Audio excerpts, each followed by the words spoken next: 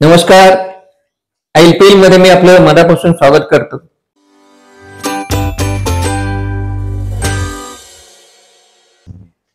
जीवनामध्ये शिक्षकाची भूमिका ही फार महत्वाची असते. आयुष्यात प्रत्येकाला एक गुरु, एक शिक्षक हे आपल्या सहवासात आले तर आपल्या जीवनाचा सर्व कायापालट होतो. तुम्हाला कसे शिक्षक भेटले, कोणते शिक्षक भेटले, कोणत्या शाळेत शिकला, या अनेक गोष्टींवरती आपलं व्यक्तिमत्व विकसित होत असते. तर मित्रांनो, 5 सप्टेंबर डॉक्टर सर्वपल्ली राधाकृष्णन यांचा जन्मदिन हा आपण या ठिकाणी शिक्षक दिन म्हणून साजरा करीत असतो. या शिक्षक दिनाला फार मोठं वेगळं असं महत्व आहे आणि म्हणून या शिक्षक दिनानिमित्ताने याच विषयावर बोलण्यासाठी मी आपल्याकडे आज आमंत्रित केले आहेत नामवंत शिक्षक, नाशिक शिक्षक प्रसारक मंडळामधलं एक अतिशय वेगळं व्यक्तिमत्व, ते म्हणजे श्री भास्कर आचार्य. त्यांचं या ठिकाणी मी स्वागत करतो. सर, आपलं मनापासून स्वागत करतो. यांचा थोडक्यात परिचय करून द्यायचा झाला तर नाशिक शिक्षण प्रसारक मंडळाच्या विविध शाळांमध्ये त्यांनी अध्यापनाचं काम केलेलं आहे. विशेषतः पुरुषोत्तम इंग्लिश स्कूल या ठिकाणी ते मुख्याध्यापक म्हणून बरेच वर्ष काम करत होते आणि आपल्या कृतीतून, आचरणामधून त्यांनी इतर सर्व सहकाऱ्यांना कसं राहायला पाहिजे, कसं वागलं पाहिजे याचा आचार विचार त्यांनी न बोलता घालून दिलेला आहे. मी त्यांच्या सहवासामध्ये होतो. उत्तम शिकवण्यासाठी कशी पूर्वतयारी करायची, इतर सहकाऱ्यांशी कसं बोलायचं, वर्गात वेळेवर कसं जायचं, विद्यार्थ्यांची एकनिष्ठता कशी दाखवायची, या सगळ्या कृती त्यांच्या न बोलता आम्हाला खूप काही शिकवून गेल्या. त्यामुळे त्यांच्या सहवासामध्ये काम करताना मला खूप आनंद झाला. तर असे एक आगळे व्यक्तिमत्व, कार्यक्षम शिक्षक असे या ठिकाणी या विषयावर बोलण्यासाठी आज आपल्याकडे आलेले आहेत. मला खूप आनंद झालेला आहे. सेवानिवृत्तीनंतर ते रिकामे बसले नाही. त्यांनी एक वेगळा विषय घेतलेला आहे, तो म्हणजे दासबोध. या दासबोधाच्या त्या ओव्या आहेत किंवा त्यांचं जे दासबोधामधील लिखाण आहे, त्या लिखाणावर त्यांनी अनेक प्रकारचं निरूपण सुरू केलं. म्हणजे त्यांना त्या ओव्या वाचून काय वाटतंय हे त्यांनी त्यांच्या शब्दामध्ये मांडलेलं आहे आणि त्यामधून त्यांची 2 पुस्तकं तयार झालेली आहेत. एक दासबोधातून व्यक्तिमत्व विकास आणि समर्थ संदेश, हे 2 पुस्तकं त्यांनी या ठिकाणी लिहिलेली आहेत. हे मोठं काम त्यांनी केलेलं आहे. आतापर्यंत 200च्या वर लेख या संदर्भात त्यांनी लिहिलेले आहेत आणि व्हॉट्सअपवर वगैरे ते इतरांना सतत पाठवत असतात. त्यांची पुस्तकं अतिशय वाचण्यासारखी आहेत. सर, आज या निमित्ताने तुम्ही माझ्याकडे आलात, मला खूप आनंद झालाय. शाळेतला आपला सहवास वेगळा होता आणि आजचा हा सहवास खूप वेगळा आहे. त्यामुळे या शिक्षक दिनानिमित्ताने आता आपण आपलं मनोगत व्यक्त करावं की हा जो शिक्षक दिन आहे, या शिक्षक दिनाचं वैशिष्ट्य तुमच्या दृष्टीने काय आहे? नमस्कार. महाजन सर हे माझे चांगले मित्र आहेत. शिक्षक दिनाच्या संदर्भामध्ये त्यांनी जे काही आता सांगितलं त्या संदर्भात माझे स्पष्टीकरण मला करणं आवश्यक आहे. राधाकृष्णन यांच्या स्मृतींना विनम्र अभिवादन करतो. त्याचप्रमाणे मी या क्षेत्रात का आलो तर मला शाळेमध्ये शिकवायला 2 शिक्षक होते. एक तात्या देसाई आणि दुसरे कुलकर्णी सर. अतिशय उत्तम शिकवत असत ते. त्यांनी आमच्यामध्ये मी शिक्षक व्हावं या दृष्टीनं काही रुजवात केलेली आहे. कोणत्या शाळेत सर? भगीरथ हायस्कूल, जळगाव. बर, जळगाव. हो, जळगावला. बर बर. आणि दुसरं म्हणजे माझे वडील शिक्षक होते, त्यामुळे ते अनुवंशिकतेने आलेलाच आहे माझ्यामध्ये. अरे वा. आणि माणूस घडत जातो. मी 36 वर्ष नोकरी केली. अरे वा. त्याच्यामध्ये 33 वर्ष पुरुषोत्तमाने नोकरी केली. अरे वा. आणि मला असं नेहमी म्हणावं असं वाटतं, मी नेहमी सांगत असतो वेगळ्या कार्यक्रमात जेव्हा संदर्भ येतो तेव्हा, मला पुरुषोत्तमने घडवलं. बर बर. कारण आपण घडत असतो ना, वेगळ्या लोकांचे संस्कार आपल्याला सारखे होतच असतात वेगळ्या पद्धतीने. त्यामुळे त्या सर्वांना धन्यवाद मी देतो. शिक्षक हा घडतो आणि त्याला घडवावंही लागतं. हो, ते तर आहे शेवटी. शिक्षक घडल्याशिवाय काय. मला चांगलं आठवत आहे की मी ज्यावेळेला पर्यवेक्षक झालो तेव्हा पाठ निरीक्षण करणं हा एक मोठा काम त्या ठिकाणी होतं. आणि मला असं नेहमी लक्षात आलेलं आहे की पाठ निरीक्षण करायला लागल्यानंतर माझं अध्यापन सुधारलं. कारण अनेकातून अनेक गुण त्या ठिकाणी आपण घेत असतो, तसं त्या ठिकाणी झालेलं आहे. बरोबर. आता या शिक्षक हा आधी माणूसच असतो, मग त्याला शिक्षक झाल्यानंतर आपल्या व्यक्तिमत्वामध्ये सुद्धा त्याने कोणकोणते बदल करावेत की त्याचा आदर्श इतर विद्यार्थ्यांनी शिक्षकांनी घ्यावा. तुमचं या संदर्भामधला काय अनुभव आहे? विद्यार्थी हे अनुकरणप्रिय असतात, त्यामुळे आणि दुसरं म्हणजे पालकांनी शाळेमध्ये विद्यार्थ्यांना त्या ठिकाणी पाल्याला त्या ठिकाणी शाळेमध्ये प्रवेश दिलेला असतो. त्याचं कारण शाळेवर त्यांचा विश्वास असतो, शाळेतल्या शिक्षकांवर विश्वास असतो. त्यामुळे जरी आईवडिलांची संस्कार करणं ही जबाबदारी असली प्राथमिक, तरी सुद्धा शाळेमध्ये आल्यानंतर त्यांना काही शैक्षणिक संस्काराबरोबर इतरही काही संस्कार मूल्य त्या ठिकाणी देणं आवश्यक असतं. कालच मी गोंधळलेकर महाराजांच्या पुस्तकामध्ये त्यांचं वचन वाचलं. त्यांनी असं म्हटलं आहे की शाळेत पुस्तकं शिकवावी पण नीतिमूल्य पण शिकवावी. बरोबर. त्यानंतर प्रवीण दवण्यांचं एक पुस्तक माझ्या वाचण्यात आलं, त्यात त्यांनी अध्यात्माचा तास असा एक छान लेख त्या ठिकाणी लिहिलेला आहे. त्यामुळे शिक्षकावर ही जबाबदारी आहेच की त्याने वक्तशीर राहिलं पाहिजे, त्यानंतर चारित्र्य त्याचं उत्तम असलं पाहिजे, साहधीर आणि उच्च विचारसरणी त्या ठिकाणी असली पाहिजे, त्याचबरोबर विद्यार्थ्यांशी प्रेमाने वागलं पाहिजे. हा फार महत्वाचा भाग आहे. कारण विद्यार्थ्यांशी आणि आपला संपर्क जितका जास्त होईल तितकं त्या ठिकाणी विद्यार्थी आपल्या जवळ येतील आणि त्यांच्यावर अधिक चांगले संस्कार आपण करू शकतो आणि विद्यार्थी आपल्यामुळे मोकळेपणाने वागतील. ते मोकळेपणाने वागले की मग आपण अधिक चांगलं त्यांच्याशी करू शकतो. त्या दृष्टीनं तसं व्यक्तिमत्व त्याचं असलं पाहिजे असं मला वाटतं. पालकांचं फारसं लक्ष नसतंच आपल्या मुलांकडे, म्हणजे त्यांना म्हणजे काही काही भागामध्ये पालक इतके अशिक्षित असतात की त्यांना मुलगा कोणत्या वर्गात हे माहित नसतं. तेव्हा शिक्षकांची मला वाटतं जास्त जबाबदारी पडते या मुलांच्या संदर्भामध्ये त्यांना घडवण्यासाठी. तर मुलांना घडवणं म्हणजे नेमकं काय असतं? मुलांना घडवणं म्हणजे त्यांच्यावर संस्कार करणं. आता हे संस्कार शिक्षकाच्या वागण्यातूनच त्या ठिकाणी होत असतात. बरोबर. कारण विद्यार्थी अनुकरणप्रिय असल्यामुळे जसं त्या ठिकाणी शिक्षक वागेल तसं विद्यार्थी त्या ठिकाणी वागत असतात. आणि असं म्हटलं जातं की विद्यार्थी हे चांगले इन्स्पेक्टर आहेत, ते त्या ठिकाणी चांगलं जोखतात आणि शिक्षकांकडे येण्याचं बारीक लक्ष असतं, कसे वागतात कसे बोलतात का, या दृष्टीनं त्या ठिकाणी शिक्षकांनी जर त्या दृष्टीनं त्या ठिकाणी त्याचं वागणं ठेवलं, वर्तन ठेवलं, बोलणं चालणं आचार विचार हे त्या दृष्टीने ठेवले तर आपोआपच चांगले संस्कार होतील. आणि मला चांगलं आठवत आहे रुंठा हायस्कूलमध्ये गायधनी सर होते पूर्वी, आपले जे सध्या सुरेश गायधनी त्यांचे वडील, तर ते विद्यार्थ्यांच्या घरी जाऊन पालकांशी संपर्क साधत असत आणि पालकांना त्या ठिकाणी समुपदेशन करत असत की कशा पद्धतीनं तुम्ही विद्यार्थ्यांशी वागलं पाहिजे, कसं त्या ठिकाणी संस्कार केले पाहिजेत, घरात कसं वातावरण त्या ठिकाणी असलं पाहिजे.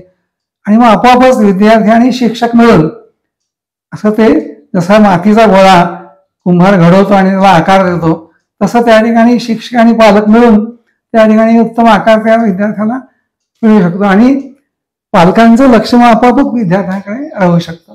अर्थात हे एका शिक्षकाने करून चालणार नाही, कारण त्याला मर्यादा आहे. प्रत्येक शिक्षकाने हे जर केलं तर फार मोठ्या प्रमाणात हे चांगलं. सगळ्यांचं टीमवर्कच आहे, सगळी शाळा म्हणजे समूहच आहे. खरंच आहे. आणि ती शाळा गाव छोटं असेल किंवा जरा बऱ्यापैकी तरी मोठं असलं तरी ती शाळा त्या शिक्षकांमुळे ओळखली जाते. अरे पुरोहित सरांची शाळा, आचार्य सरांची शाळा, तर अशामुळे त्या सगळ्या गावावर सुद्धा त्या शिक्षकांचा परिणाम होतो. तुम्हाला काय वाटतं? अगदी बरोबर आहे, खरं आहे. म्हणजे ते गाव सुद्धा त्या शिक्षकांकडे एक वेगळ्या दृष्टिकोनातून बघत असतं की तू बरोबर आहे ना. आता शिक्षकी हा व्यवसाय स्वीकारताना म्हणजे इतर व्यवसायांपेक्षा म्हणजे अगदी मला तर असं वाटतं म्हणजे तो व्यवसाय कमीपणाचे नाही, डॉक्टर वकील किंवा कन्सल्टंट इतर वगैरे, तो त्यांच्यापेक्षाही शिक्षकी व्यवसाय हा फार वेगळा आहे आणि भावनिक आहे, मानसिक आहे. तुमचं या संदर्भामध्ये काय अनुभव आहे? तुम्ही म्हणता ते अगदी बरोबर आहे. शिक्षकी पेशा किंवा स्वीकारल्यानंतर केवळ नोकरी म्हणून त्याच्याकडे बघता कामा नये. नोकरी तर आहेच, कारण चरितार्थ चालवण्यासाठी पैसे मिळवावेच लागतात. पण आपण ते शिक्षकीपेक्षा आपल्याला मिळाला आहे, आपण तो स्वीकारला आहे की आपल्या नशिबाने तो आपल्याकडे आलेला आहे, तर ते आपलं सद्भाग्य समजायला पाहिजे. कारण काही उत्तम प्रकारचं काम या पेशातच त्या ठिकाणी करता येतं, विद्यार्थी घडवता येतात. आणि हे विद्यार्थी घडवलेले देशाच्या वेगवेगळ्या भागात परदेशात त्या ठिकाणी जात असतात. आणि हेच शेवटी पुढे मोठे होऊन उत्तम त्या ठिकाणी राष्ट्र चालवू शकतात. राष्ट्र चालवायला काही राजकारणी झालं पाहिजे असं काही नाही. वेगवेगळ्या क्षेत्रातली माणसं उत्तम प्रकारे काम करायला लागली तर राष्ट्र हे प्रगतीला पुढे, म्हणजे उत्तम माणूस आणि उत्तम नागरिक झाला की त्याचा पाया हा शाळेतच घडला. त्या दृष्टिकोनातून शिक्षकांनी आपलं काम त्या जबाबदारीने केलं पाहिजे. बरोबर, यात काही वादच नाही. हा, तर या सगळ्या शिक्षकी व्यवसायाच्या निमित्ताने आपण हा जो एक अध्यापनाचा जो भाग आहे, तर त्याच्यातूनच तो शिक्षक आपल्या पुढे येत असतो.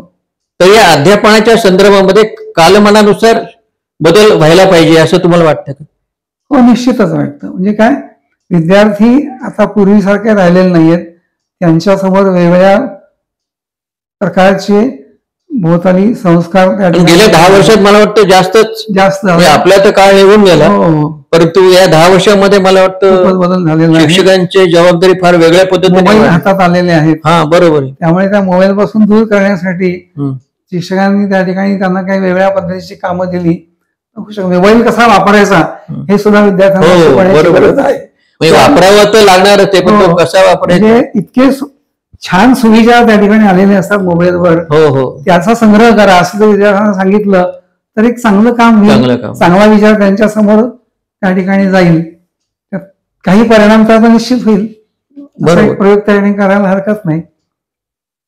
हा चांगला मुद्दा आहे की मोबाईल मधून तुम्हाला काही चांगलंही मिळतं. काय काय चांगलं आहे हे शिक्षकांनी योग्य वेळेला त्यांना सांगितलं पाहिजे, शोधून काढलं पाहिजे. गृहपाठामध्ये तो पण एक गृहपाठाचा भाग असला पाहिजे, म्हणजे आपोआप विद्यार्थी ते करतील. हो, बरोबर. आणि त्याला जर गुण ठेवले आणि बक्षीस ठेवलं तर नक्कीच करतील, नक्कीच होईल असं ते आहे. आता शिक्षक म्हणून तुम्हाला आणखीन काय वेगवेगळे असे आनंदाचे क्षण आले, अनुभवाचे क्षण आले, तेही तुम्ही आमच्या पुढे आता सांगावेत की या शिक्षक दिनाच्या निमित्ताने तुमचंही मनोगत एक वेगळ्या पद्धतीने लोकांना कळू शकेल.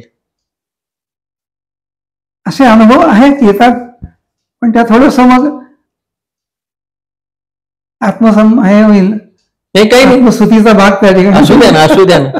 त्या शेवटी जडणघडण तुम्हाला आपली प्रत्येकाची वेगळी होतच असते. एक प्रसंग असा बोला घडला.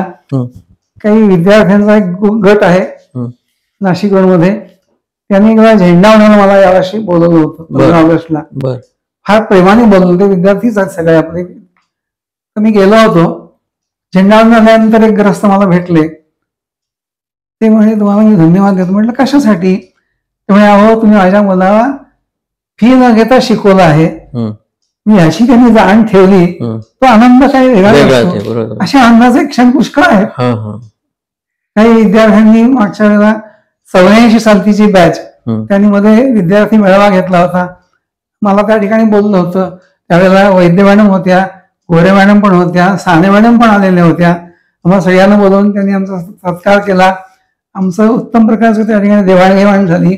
वेगवेगळ्या क्षेत्रात विद्यार्थी कसे चमकतायत हे त्या ठिकाणी लक्षात आलं. आणि त्यावेळेला खूप छान एक घटना घडली. ती म्हणजे शाळेतले विद्यार्थी प्रार्थनेच्या वेळेला उभे होते.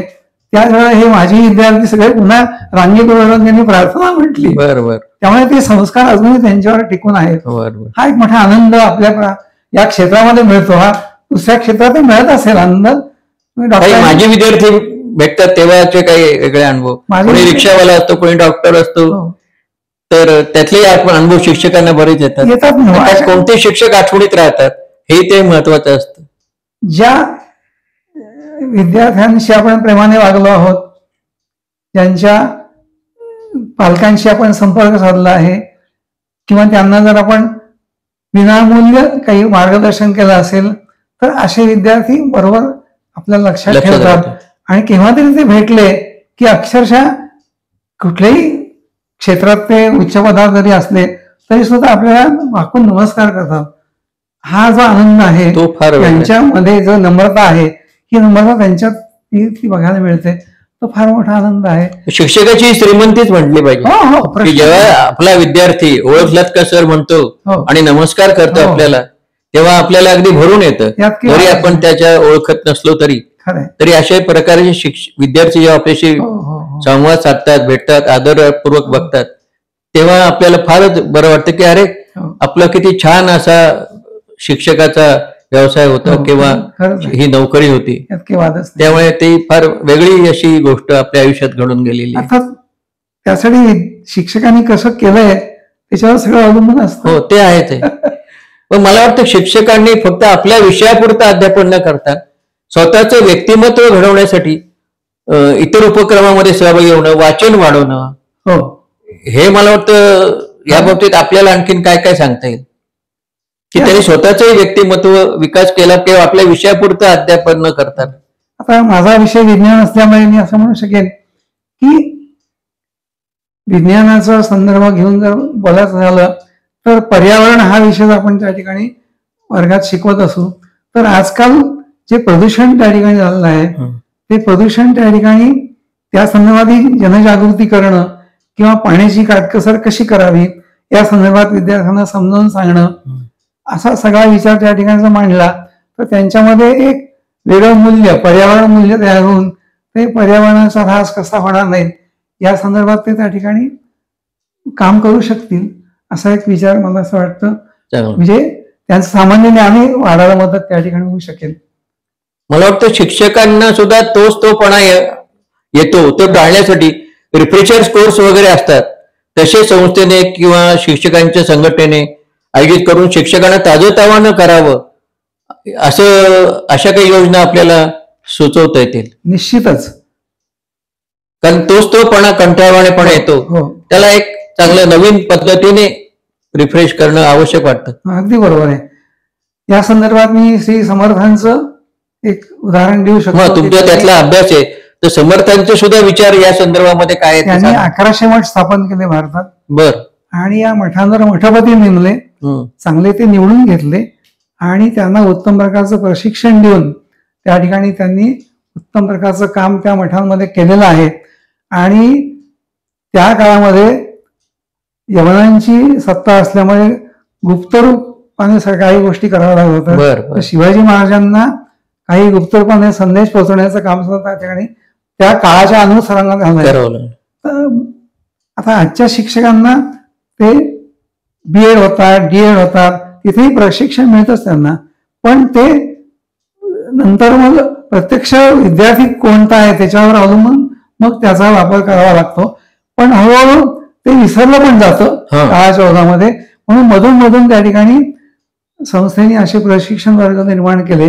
मग त्याच्यामध्ये विद्यार्थ्यांनी कसं वागावं, शिक्षकांमध्ये परस्पर संबंध कसे असावेत, पालकांशी संपर्क कसा साधावा, आपलं व्यक्तिमत्व विकास करण्यासाठी आणखीन कोणकोणत्या गोष्टी आपण त्या ठिकाणी आपल्यामध्ये आणाव्यात.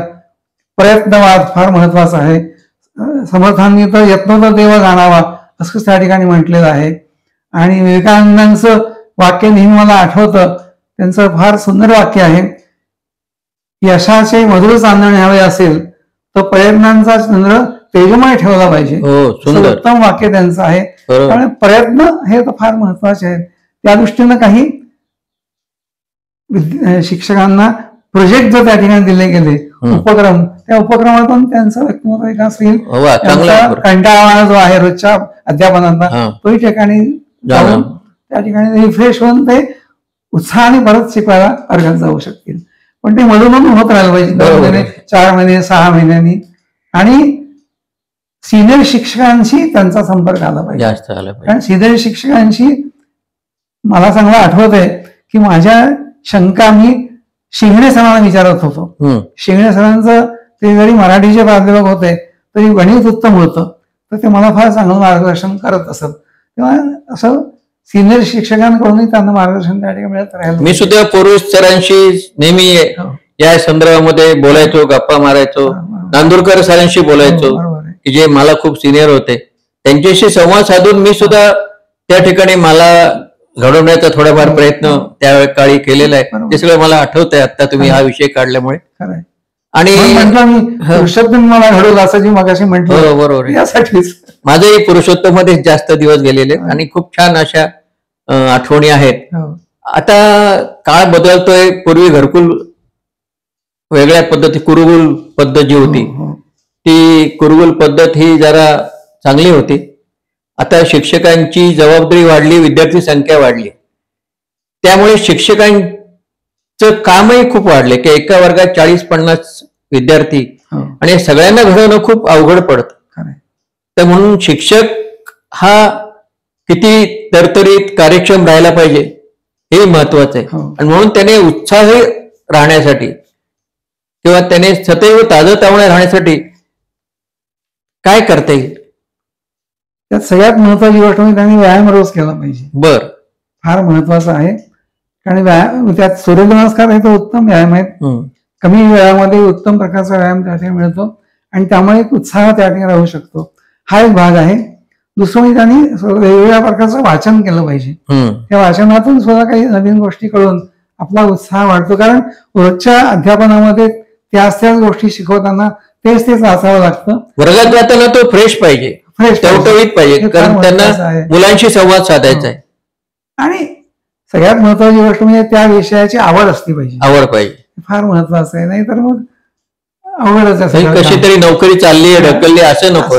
ते विद्यार्थ्यांची प्रतारणा होऊ शकते. खरंय. कारण तुम्ही जर आपल्या अध्यापनामध्ये जर नीट प्रामाणिकपणा ठेवला नाही तर या नव्या पिढीशी आपण प्रतारणा करतो असं वाटतं आपल्याला. खरंय. आणि म्हणून शिक्षकांची जबाबदारी ही विद्यार्थ्यांवरती किती निष्ठा ठेवली पाहिजे हे फार महत्वाचं आहे.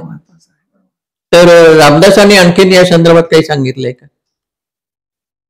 त्यांनी खूप गोष्टी सांगितलेल्या आहेत.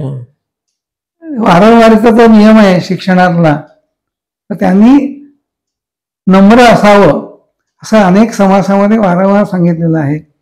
त्यानंतर महंताचं अक्षर सुंदर असलं पाहिजे, बोलणं चालणं आचार विचार सुंदर असले पाहिजेत की जे शिक्षकांच्या संदर्भात लागू पडतात असं त्यांनी अनेक वेळा त्या ठिकाणी सांगितलेलं आहे.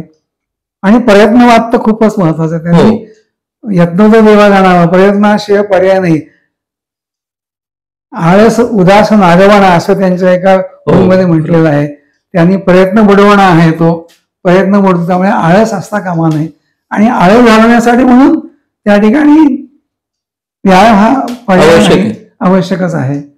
व्यायाम आणि वाचन या दोन्ही गोष्टी तुम्ही कधी साध्या आहेत त्या, त्याला काही फार मोठा खर्च लागत नाही किंवा फार मोठा पैसा लागत नाही. वाचनाने आपली विचारशक्ती तुमचा विषय कोणताही असो, तुमचं वाचन जर चौफेर असेल तर त्या विषयाला सुद्धा तुम्ही एक वेगळ्या प्रकारची गती देऊ शकता असं वाटतं. एक उदाहरण सांगायला हरकत नाही. बोला ना. की विज्ञाना संदर्भामध्ये रबर हा एक विषय आहे. रबरासंबंधी माहिती सांगत असताना जर त्या संबंधाचं एक आठवण जर सांगितली की त्याचा नावं मला लक्षात नाहीये, पण तो शास्त्रज्ञ हे प्रयोग करत असताना त्याच्या हातामध्ये काहीतरी प्रयोग चालू होता.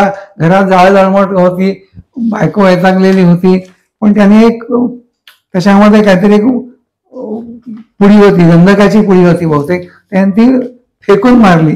तर ती नेमकी त्या तिथे जो प्रयोग चालू होता त्या रसामध्ये जाऊन पडली आणि त्यातून उत्तम प्रकारचं असं रबर निर्माण झालं. अशा काही गोष्टी विज्ञानामध्ये आहेत. आणि मग त्या विज्ञानाच्या अशा गोष्टी जर त्या ठिकाणी आपण अध्यापन करताना जर त्या ठिकाणी केल्या तर आपलंही फ्रेशनेस वाढतो. विद्यार्थ्यांनी रंजकतेतून ते त्या ठिकाणी ऐकायला शिकायला बरं वाटतं. असं ते एकूण वर्गामध्ये विद्यार्थ्यांना जावंसं वाटलं पाहिजे, शाळेत यावंसं वाटलं पाहिजे. यासाठी तिथला शिक्षक वृंद हा टवटवीत प्रसन्न अभ्यासू असा राहिला पाहिजे. आणि म्हणून या सर्व शिक्षकांना सदिच्छा देण्यासाठी आज आपण या ठिकाणी गप्पा मारलेल्या आहेत. आपल्याला आणखीनही त्या संदर्भात काही बोलायचं असेल तर नक्की बोला. आज या निमित्ताने आपण आलात तर बोलावं काहीतरी. मला असं वाटतं की 2-3 गोष्टी महत्वाच्या आहेत. सांगा ना. शिक्षक पेशा स्वीकारल्यानंतर शिक्षकाच्या ठिकाणी काही जाणीव असली पाहिजे. पहिली गोष्ट म्हणजे जसं आपली मुलं असतात त्याप्रमाणे विद्यार्थी आपली मुलंच आहेत असं समजून त्या ठिकाणी आपल्याला वागायचं आहे. ही एक जाणीव सतत मनामध्ये असली पाहिजे. दुसरा भाग म्हणजे पालकांशी आपल्याला संपर्क साधून पालक आणि आपण मिळून त्या विद्यार्थ्यांना प्रगतीपथावर न्यायचं आहे असं पण ही पण जाणीव असली पाहिजे. आणि सगळ्यात महत्वाचं म्हणजे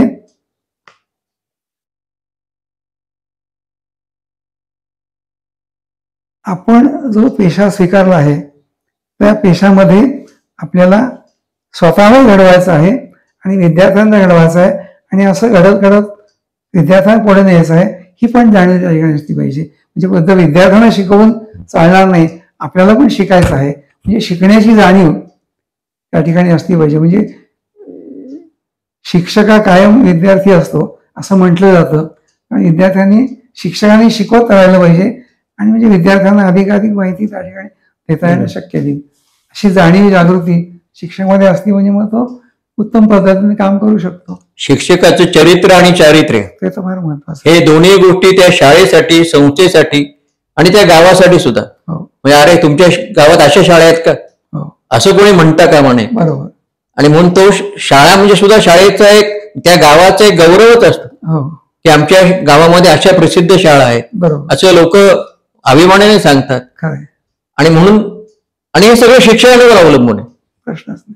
म्हणजे शाळेचा लौकिक, संस्थेचा लौकिक आणि त्या गावाचा लौकिक हा मला वाटतं त्या शिक्षकांवरतीच अवलंबून आहे. आणि म्हणून शिक्षकांनी कुठल्याही राजकारणात न पडता, कुठल्याही भांडणात, हेव्या देव्यात न पडता शाळेमध्ये आपलं लक्ष केंद्रित करून शाळेला, गावाला, संस्थेला उर्जितावस्था आणून देण्याचं काम शिक्षकांनीच करायला पाहिजे असं मला वाटतं. बरोबर आहे. कारण शाळा म्हणजे काय दगडविटांची इमारत नाही. शाळा म्हणजे तिथले शिक्षक, तिथले विद्यार्थी, सजीव घटक जे आहेत तेच त्या ठिकाणी आहे आणि त्यांच्यामुळेच शाळा वळल्या जाते. बरोबर म्हणणार ते अगदी बरोबर आहे. त्या दृष्टीनं ते राजकारणात पडायचं की नाही हा पुन्हा प्रश्न आहे. राजकारणात पडायचं असेल तर मग ते शिक्षकी पेशा आपला आहे हे न विसरता राजकारणात पडून काही चांगलं घडवता येईल, काही चांगलं त्या पातळीवर जाऊन घडवता असेल तर त्याने जरूर करावं. काही वर्षांनी पुन्हा शिक्षकी पेशा घेऊन इथे त्या ठिकाणी काय करतात. आपल्याकडे सिन्नरचे हांडगे सर आहेत, हांडे सर, त्यांनी काही वर्ष ते बाहेर पडले होते, परत ते आता शाळेमध्ये आले तर रुजू झालेत. त्यांनी काही काम त्या ठिकाणी चांगलं केलेलं आहे. त्या दृष्टीने करायला हरकत नाही. मला आठवतं आमचे तात्या देसाई अनेक वर्ष शिक्षक आमदार होते आणि त्यांनी उत्तम काम त्या ठिकाणी शासन दरबारी केलेलं आहे. असं करायला हरकत काहीच नाही. कारण तो सुद्धा एक नागरिक आहे, शिक्षक सुद्धा. त्यामुळे तो एक अनुभव घेऊन बघायला हरकत नाही. फक्त इथे आपण शिक्षक आहोत हे न विसरता करायला पाहिजे, हे फार महत्वाचं आहे. ठीक आहे. आता या गप्पांचा समारोप करता करता आपण आणखीन काही 2-3 वाक्य शिक्षकांसाठी सांगावं, त्यांना सदिच्छा द्याव्यात. शिक्षकांना सदिच्छा द्यायचं एवढंच सांगेन की शिक्षक दिनाचा हा जो हे जे पर्व आहे हे पर्व लक्षात घेऊन आपण शिक्षक आहोत याची जाणीव सतत ठेवून शिक्षक म्हणून आपल्याला उत्तम प्रकारे काय करता येईल विद्यार्थ्यांच्या उन्नतीसाठी याचा विचार सर्वात मनात गोळ्यात ठेवावा. त्या दृष्टीने प्रयत्न करत राहावा. प्रयत्न केल्याशिवाय माणूस चुकत नाही. चुकला तर त्या सुधारणा होऊ शकते. बरोबर. आणि त्या ठिकाणी ज्युनियर शिक्षकांनी सिनियर शिक्षकांशी संपर्क साधून त्यांच्याकडून काही नवीन नवीन गोष्टी शिकवून विद्यार्थ्यांमध्ये पुढे आणण्याचा प्रयत्न करावा. विद्यार्थ्यांशी प्रेमाने वागावं. पालकांशी संपर्क ठेवून त्या ठिकाणी पालकांनी आपण मिळून त्यांना पुढे कसं नेता येईल हे बघावं. हे केलं म्हणजे आपोआपच समाधान जे आहे हे फार महत्वाचं असं ते नक्की आपल्याला मिळेल. आपल्याला त्या ठिकाणी शुभेच्छा. मित्रांनो, आज या ठिकाणी श्री भास्कर आचार्य आलेले आहेत. ते शिक्षकी व्यवसायात अतिशय रममाण झाले होते आणि त्यांच्या पत्नी सौभाग्यवती मीना आचार्य याही कोठारी कन्या शाळेच्या मुख्याध्यापिका होत्या. त्या दोघंही दाम्पत्य अतिशय या क्षेत्रामध्ये विविध प्रकारचं कार्य सेवानिवृत्तीनंतर करत आहे. त्या दोघांनाही मी शिक्षक दिनाच्या फार मनपूर्वक नमस्कार करतो, सदिच्छा देतो आणि आपल्या सर्वांनाही शिक्षक दिनाच्या खूप शुभेच्छा देतो. शिक्षक म्हणून आपली आठवण आपल्या सर्व विद्यार्थ्यांना कायम राहील अशा प्रकारे आपली कारकीर्द पार पाडावी अशी सदिच्छा व्यक्त करतो. आणि अशाच प्रकारच्या मुलाखती आपल्याला नेहमी ऐकायच्या आहेतच. त्यासाठी माझं ऐलपैल हे चॅनल आपण आठवणीने सबस्क्राईब करावं अशी मी विनंती करतो. इतरांना ही मुलाखत पाठवा आणि पुन्हा एकदा सदिच्छा देतो आणि आपला निरोप घेतो. नमस्कार.